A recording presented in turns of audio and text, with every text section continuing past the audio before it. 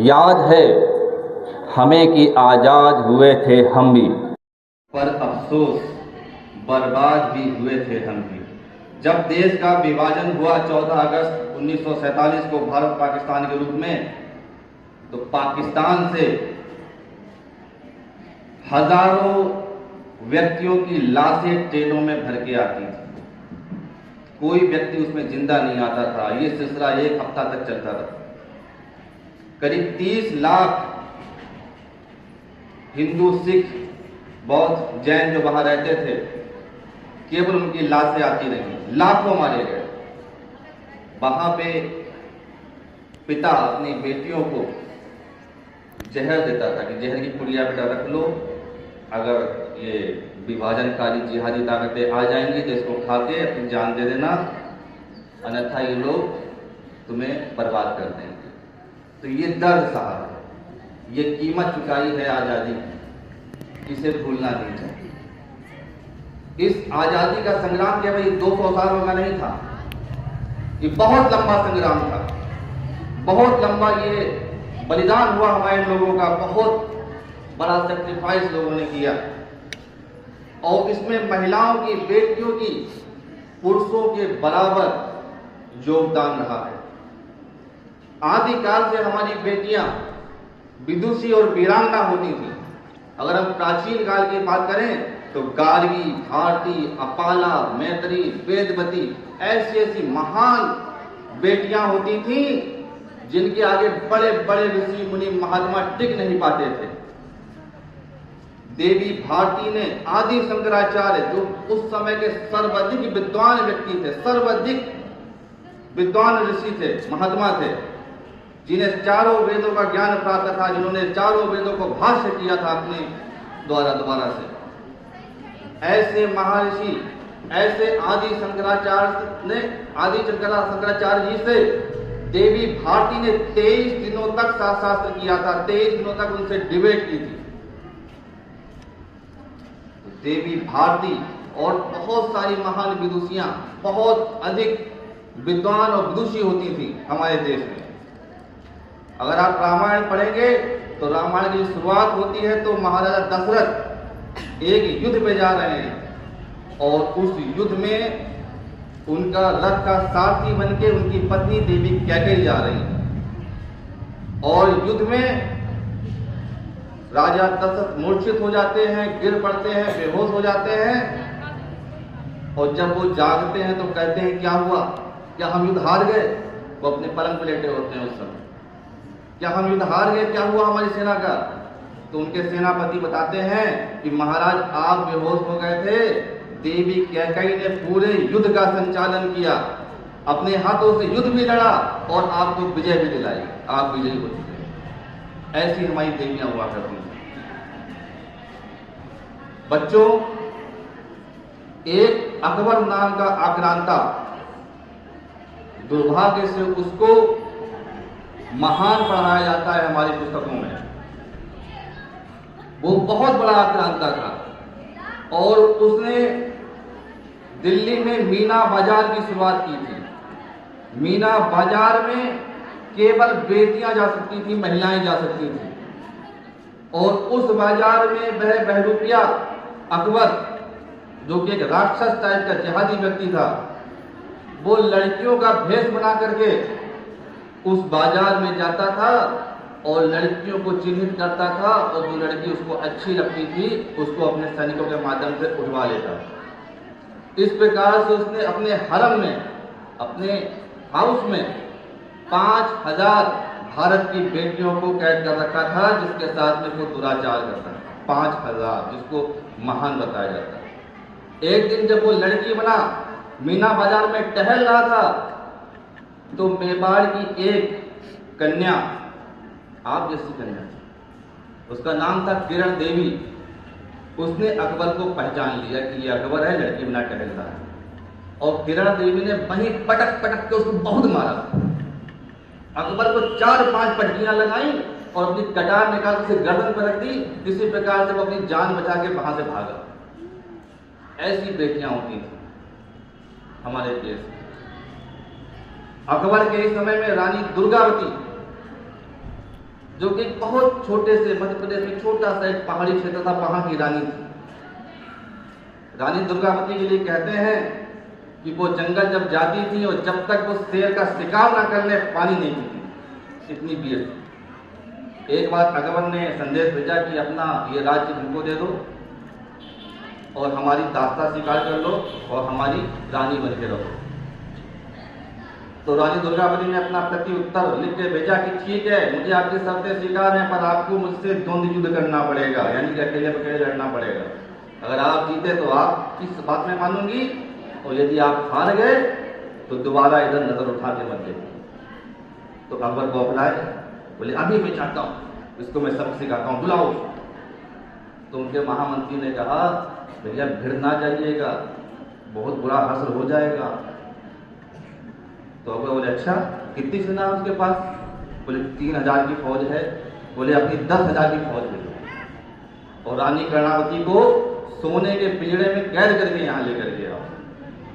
10,000 की फौज गई और रानी दुर्गावती मात्र 3000 की फौज लेके उसका मुकाबला किया और मात्र 3 घंटे में उनकी आधी सेना समाप्त हो गई अकबर की और बाकी सेना भाग खड़ी हुई। दोबारा कभी अकबर ने उधर आंख उठा के देखने की हिम्मत नहीं थी। ऐसी महान बेटियां हमारे देश में थी। इन सभी बेटियों का योगदान इस देश की आजादी में। महारानी लक्ष्मीबाई को आपने देखा कैसे युद्ध करती थी। वो घोड़े पे बैठती थी, अपनी बेटी को, अपने बच्चे को अपनी पीठ पे बांध लेती थी, दामोदर को, और मुख से घोड़े की दोनों लगाम पकड़ती थी, ऐसे दौड़ती थी।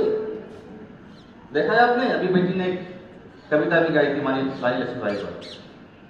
तो जब अचानक से एक बार अंग्रेजों ने रानी लक्ष्मीबाई के किले पर हमला कर दिया और रानी उसके लिए बिल्कुल भी तैयार नहीं थी, तो उस स्थिति में रानी लक्ष्मीबाई को बचाने के लिए उनकी सेविका, जिसका नाम झलकारी बाई था, उसने रानी से कहा कि आप निकल जाइए क्योंकि आपको बहुत बड़ी लड़ाई लड़नी है, आपको इस राज्य को बचाना है।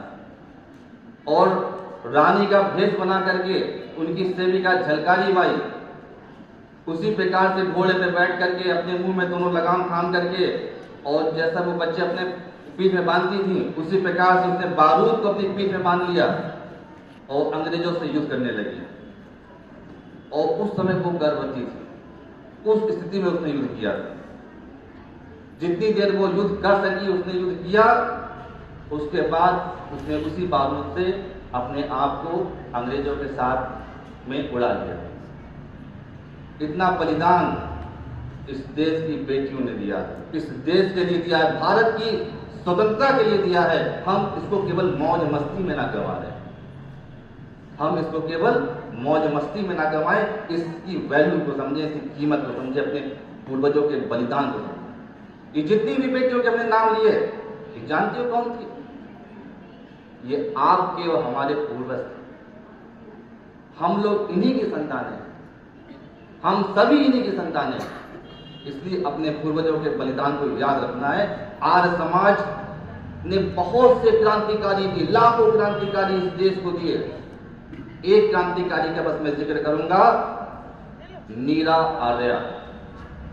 नीरा आर्या आर्य समाज की कन्या थी। उनका पति सीबीआई ऑफिसर था अंग्रेजों की फौज में, उसके अपने पति से कभी नहीं बनती थी। नीरा आर्या अपने पति को छोड़ करके, वो अंग्रेजी मानसिकता का व्यक्ति था, अपने पति को छोड़ करके सुभाष चंद्र बोस के साथ चली गई, उनकी सेना में भर्ती हो गई और उनके साथ में भारत की स्वतंत्रता की लड़ाई लड़ने लगी।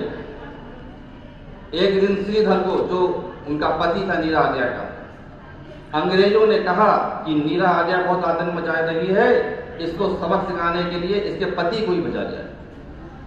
उसके पति को जिम्मेदारी दी जाती है कि तुम्हें सुभाष चंद्र बोस का मर्डर करना है, मारना है उसको। और नीरा आर्या उस समय सुभाष चंद्र बोस के साथ उनके अंग रक्षकों में तैनात थी। नीरा आर्या श्रीधर को देखते ही पहचान लेती हैं कि वो आ रहा है और अवश्य ही वो सुभाष चंद्र बोस जी को मारने आ रहा है, और वो बिना देर किए अपने पति को गोली मार देती है और सुभाष चंद्र बोस की जान बचाती। ऐसी महान बेटियां ऐसा महान बलिदान किसी दूसरे देश में आपको सुनने को देखने को प्राप्त नहीं होगा और ना ही किसी दूसरे समाज में प्राप्त होगा। और वो निराला जीवन पर्यंत देश की सेवा करती हैं। ब्रिटिशर्स अंग्रेज को पकड़ लेते हैं, जेल में बंद करते हैं, उनकी छाती काट दी जाती है, उनके अंग भंग किए जाते हैं, बहुत जुल्म होते हैं उनके ऊपर। और आजादी के मिलने के बाद भी वो निराला इस शासन से, इस प्रशासन से, इस सरकार से अपने लिए कुछ नहीं मांगती हैं और एक मंदिर के बाहर फूल बेच करके अपने शेष बचे जीवन का यापन करती हैं। कुछ नहीं मांगा कि हमको पेंशन मिलनी चाहिए, हमको ये सुविधा मिल जाए, हमें सरकारी नौकरी मिल जाए, कुछ नहीं मांगा। अपने निस्वार्थ भाव से आज समाज के लोगों ने, चाहे वो चंद्रशेखर आजाद हो, भगत सिंह हो, राजगुरु हो, सुखदेव हो, राम प्रसाद बिस्मिल हो, ठाकुर रोशन सिंह हो, राजेंद्र रहणी हो, हंसराज हो, लाला लाजपत राय हो, ये सब आर्य समाजी थे, ये सब आर्य समाजी विचारधारा से प्रेरित थे। इन सब ने अपना बलिदान दे दिया, बिल्कुल बिना किसी निहित स्वार्थ के, बिना किसी आकांक्षाओं के। बेटियों ने बहुत कुछ बलिदान दिया है इस देश के लिए। दुनिया में किसी भी अन्य देश में बेटियों को वो सम्मान कहीं प्राप्त नहीं हुआ, किसी भी दूसरे मत मजहब में सम्मान प्राप्त नहीं हुआ। जितने भी अलग अलग मत मजहब संप्रदाय हैं, विदेशी संप्रदाय जितने भी हैं, चाहे वो इस्लाम हो, चाहे ईसाइयत हो, चाहे जो भी हो, वहां का जितने भी मुफ्ती, मौलाना, हाफिज या चर्च के पोप या पादरी कभी महिला नहीं बनाई गई, कभी महिलाओं को वो सम्मान नहीं मिला। कभी कोई मुस्लिम शासित या किसी भी दूसरे देश में आज तक इतिहास में नहीं हुई है। भारत में केवल हुई थी रजिया सुल्ताना कुछ वर्षों के लिए, और यहाँ के लोगों ने उसको हटा दिया क्योंकि वो एक महिला है। किसी भी ईसाई कंट्री में किसी महिला को शासक नहीं बनाया गया आज तक। आज तक अमेरिका में कोई 250 साल हो गए वहां के लोकतंत्र को, आज तक कोई बेटी वहां के प्राइम मिनिस्टर, वहां की प्रेसिडेंट जो वहां का सबसे मुख्य होता है वो नहीं बने। ये केवल सम्मान भारत में बेटियों को मिला है और उस सम्मान को बरकरार रखना ये आपकी अपनी जिम्मेदारी है। ये जितनी भी बेटियों के हमने नाम लिए वो सब शस्त्र में और शास्त्र में निपुण थे, इसीलिए आज उनका नाम है और इसीलिए वो भारत के इतिहास को मजबूत बना पाए। आपको भी उसी प्रकार से बनना चाहिए। बनना चाहिए कि नहीं बनना चाहिए? वो जोर से बोलिए। बनेंगी कि नहीं बनेंगी? जोर से बोलिए, आवाज नहीं आई। नहीं बनना चाह रहे, बनेंगे कि नहीं बनेंगे? बनना चाहिए कि नहीं बनना चाहिए? शास्त्रों को पढ़ेंगे कि नहीं पढ़ेंगी? शस्त्र चलाना सीखेंगी कि नहीं सीखेंगी? जोर से बोलिए, शस्त्र चलाना सीखेंगी कि नहीं सीखेंगी? अपने मैनेजमेंट से बोलिए कि सप्ताह में एक पीरियड, मात्र एक पीरियड, पूरे सप्ताह में हमें शास्त्र सिखाएगा। आर्य समाज ने जितने भी विद्यालयों की स्थापना की, हर जिले में आर्य कन्या, हर जिले में डीएवी, अनेक गुरुकुलों की स्थापना की, उसका मुख्य मकसद ये था कि हमारे बच्चे शस्त्र और शास्त्र दोनों सीखें।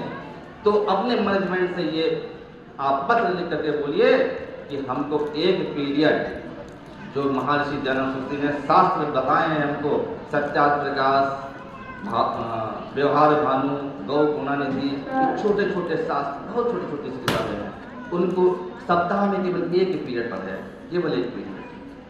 आप भी सीखिए, आप भी वेदवती बनिए, आप भी गाणावती बनिए, आप भी गार्गी बनिए, अपाला बनिए, मैत्री बनिए, भारती बनिए। और सप्ताह में एक पीरियड आपको शस्त्र चलाना भी सिखाया जाए, व्यायाम सिखाया जाए, लाठी चलाना सिखाया जाए, अन्य अन्य शस्त्र चलाना सिखाया जाए। ऐसा आप अपने मैनेजमेंट से बोलिए। और मैं भी सबसे हाथ जोड़ के इसके लिए रिक्वेस्ट करना चाहूँगा कि हमारे बेटियों को वीरांगना और विदुषी बनाया जाए। केवल ये भी शिक्षा का एक चैप्टर है, ये भी विषय है। इस विषय से क्यों हमारे बच्चे छूटे रह गए? इस विषय को भी। इसी के साथ मैं अपनी वाणी को विराम दूंगा। एक बार जोर से आप लोग बोलेंगे, भारत माता की जय, भारत माता की जय, वंदे